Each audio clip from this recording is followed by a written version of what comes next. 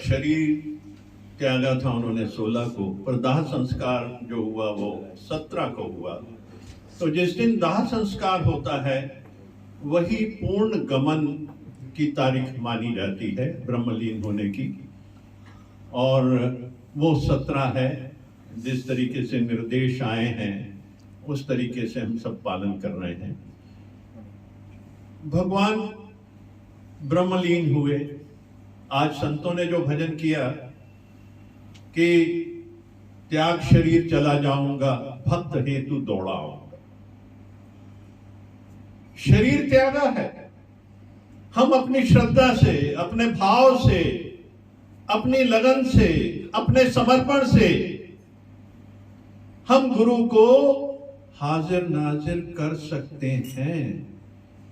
ये हमारी और आपकी श्रद्धा है जो आज दिख रही है। आप सब आए हुए हैं, आपकी श्रद्धा है गुरु के प्रति, आपका सम्मान है उनके गुरु के प्रति। क्योंकि इस दिन को मनाने से ये परंपराओं को, आध्यात्मिकता को, सामाजिकता को दर्शाता है कि हम अपने सीनियर्स के प्रति सम्मान व्यक्त करते हैं, और वो सम्मान उनके लिए बड़ा आसान होता है। एक आत्मा का परमात्मा से मिलन में बहुत आसानी होती है जब ये सब संसार जितना भी जीव है, जब हम मिल के उसके प्रति अपना आदर भाव रखते हैं और हम उसको मनाते हैं, सेलिब्रेट करते हैं, तो ये कंप्लीट मुक्ति कहलाती है। तभी पॉसिबल है कंप्लीट मुक्ति, जब आप इस दिन को सेलिब्रेट करते हैं। अगर कोई कमी रह गई है तो हम सब पूर्ण करते हैं। गुरु को ब्रह्मलीन होने में हम पूर्ण करते हैं और अपने कॉर्ड काटते हैं। हम अपने कॉर्ड काटते हैं क्योंकि जब तक कॉर्ड बड़े रहते हैं तब तक गुरु का खिंचाव भी बना रहता है। पर हम ये कहते हैं कि भगवान आप जहां गए हैं आप बिल्कुल आगे जाइए, आप अपने गंतव्य को जाइए और वहां से हमको आशीर्वाद देते रहिए। हम उनसे ये मांगे कि आशीर्वाद देते रहे हमको, हमारे पे उनकी कृपा बरसती रहे हमारे पे। ये जीवन की जो सच्चाई है गुरुओं के प्रति, हमारे अपने समर्पण के प्रति, जिसको जानना जरूरी है। क्योंकि गुरु के दर पे आके ही आप ये सब चीजें समझ सकते हैं, वरना संसार तो हमेशा हम सबको अपनी तरफ खींचता रहता है। रोज नए नए इशारे दिखाता है, रोज नई नई तरकीबें दिखाता है कि किसी तरीके से मैं इसको अपनी तरफ। इतनी माया प्रबल है, माया इतनी प्रबल है कि हम सबको अपनी तरफ अट्रैक्ट करती रहती है। ये हमारा जो गुरु का दर है, जो हम सुबह 1 घंटा ध्यान के लिए आते हैं, तो ये घंटा एक है, ये 24 घंटे की कवरेज देता हमको। सत्संग हमको 24 घंटे की कवरेज देता है कि संसार की धूल, कोयले खदान की धूल हमारे पे ना पड़े, और पड़े भी तो वो तुरंत उतर जाए, वो इसके ऊपर टिके नहीं हमारे ऊपर। तो इतना ध्यान गुरु का सुबह करना है, गुरु को स्मरण करना है, गुरु के दर पे आना है। ये हमारे जीवन का उत्तम रास्ता है, यही हमको मुक्ति की तरफ लेके जाता है। मुक्ति है क्या? जन्म मरण मुक्ति नहीं है, शरीर का छोड़ना मुक्ति नहीं है। मुक्ति वो है जीते जी मुक्त हो जाना, संसार से डिटैच हो जाना, इच्छाओं से डिटैच हो जाना। और जब हम इच्छाओं से डिटैच हो जाते हैं और सिर्फ आत्मा में टिक जाते हैं, परमात्मा में टिक जाते हैं, तो मुक्ति सरल हो जाती है। एक दिन सब ने मुक्त होना, ये मान के चले हम लोग। कोई इस जन्म में, कोई अगले जन्म में, कोई उससे अगले जन्म में, कोई उससे अगले जन्म में, हर एक को मुक्त होना है, वापस अपने घर की वापसी करनी है। जनाजे को मेरे वो रुकवा के बोले कि लौटेंगे कब तक और कहां जा रहे हैं, तो आवाज आई, जिंदगी की सजाएं यहां काटकर जहां से चले थे वहीं जा रहे हैं। तो हम वहीं जा रहे हैं, हमको वहीं जाना है।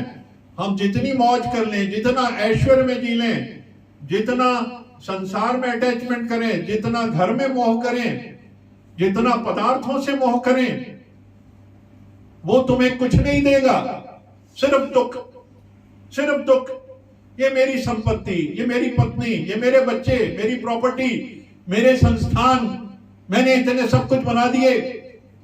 एक बार एक संत, एक प्रेमी गुरु के दर पे आया, दादा भगवान के। उनकी कर्म प्राणी बहुत गुरु को समर्पित थी।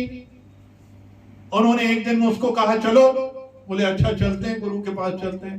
और वो बखान करने लगे, मैंने बहुत धर्मशालाएं बनाई, मैंने बहुत से स्कूल बनाए, मैं बहुत दान करता हूं, तो मुझे क्या मिलेगा, स्वर्ग या नर्क? बोले तुझे नर्क मिलेगा, क्योंकि तुझे याद है कि तूने किया। तू होता कौन है? आता वहां से, जाता वहां है, तू होता कौन है? देने वाला कोई और है, तू तो सिर्फ एक बीच में निमित्त मात्र है। तो इसलिए कभी दर पे कोई मांगने वाला आए तो भगवान ने ये रचना रची होती है कि ये भगवान का भेजा हुआ बंदा, तुझे भगवान जानता है, उसको देने में कभी भी संकोच नहीं करना, कभी भी संकोच नहीं करना। ये सोचना नहीं कि वो पैसा कहां लगाएगा, शराब पी लेगा, गलत कर लेगा, वो तेरा सोचना नहीं है। अगर तू ये सोचता है तो भगवान ने कभी ये सोचा तुझको देने से पहले कि तू क्या करता है? नहीं सोचा ना। इसलिए हमारी सोच निष्कामता पे होनी चाहिए, उसके रिजल्ट पे नहीं। वो शराब पी ले, वो ऐश आराम कर ले, वो बेवकूफ बना ले, वो कुछ भी कर ले, तेरा काम है देना। अगर तेरे दर पे कोई आया है, इस दर पे सुबह रोज रोज परमात्मा से ही मांगो कि परमात्मा तूने इतना दिया है, इतना दिया है, उसको निभाने के मैं काबिल नहीं हूं। और अगर कोई दर पे आ जाए तो खाली हाथ ना जाए, ऐसी उसकी कृपा रोज सुबह सुबह उठ के मांगो कि कोई खाली हाथ ना जाए। इतनी दे तो तेरे खजाने भरे रहेंगे, तेरे घर के अंदर प्रेम बना रहेगा, सामंजस्य बना रहेगा, इज्जत बनी रहेगी, मान बना रहेगा। ये तब जब तेरे भाव ऐसे होंगे। तुझे भाव ऐसे रखने, हर समय कमर्शियल नहीं, हर जगह कमर्शियल नहीं कि देने का लेना, देने का लेना नहीं। कई जगह तो देना ही देना है, जिसके लिए तू इस धरती पे तेरा जन्म हुआ है। और गुरु यही समझाता है कि निष्कामता, निष्कामता, निष्कामता, निष्कामता। आज वाणी इसलिए लेट हुई क्योंकि विजय ने कल चाहा था कि मेरे को वाणी नहीं मिली, आज वाणी लेट करें आप, तो इसलिए इन्होंने भजन लंबा किया। विजय के आने के बाद वाणी शुरू हुई। ये उसकी चाहत थी, उसने चाहा था, उसने मांगा था और गुरु ने उसको वो दे दिया। मेरे ख्याल ये मैंने कंप्लीट कर दिया है, वाणी पढ़ने के बाद भी कंप्लीट कर दिया है। तो इस संसार में सुख से जीवन गुजारें, उसका क्या साधन है? भगवान कहते हैं इस संसार में सुख से आयु निकले, उसके दो साधन हैं, एक आत्मज्ञान और दूसरा श्रेष्ठ ज्ञान। ये जो ज्ञान दिया गया है ये श्रेष्ठ है। आत्मज्ञान यानी आत्मा को समझना, अंतर आत्मा को समझना, अंतःकरण को समझना, और अंदर उतरना ही तुझे परमात्मा से जोड़ेगा। जहां आत्मा और परमात्मा का एक योग होता है वही आत्मज्ञान है। और श्रेष्ठ गुण है कैसे संसार की सेवा करना है, सबके प्रति प्रेम कैसे करना है। इसके लिए शम, दम, तितिक्षा, उपरति, श्रद्धा और समाधान 6 पिलर हैं। अगर इनको फॉलो करते रहे तो हर वक्त ये याद रहेगा कि मुझे करना क्या है, क्योंकि फॉर्मूलेज हैं, भगवान ने भेज दिया है। ये इस तरीके से आप निभाओगे तो आपको सब में भगवान नजर आएगा। कभी भी कोई अच्छा काम करना हो तो दूसरी बार मत सोचना उसका। और कभी भी कोई अगर कोई ऐसा लगता है कि ये काम तुम्हारे लायक नहीं है तो कुछ समय देना उसके ऊपर, फिर उस काम को करना। यही गुरु हमको ज्ञान देता है, यही आत्मज्ञान है। आत्मा का ज्ञान यही है, संपूर्ण ज्ञान यही है।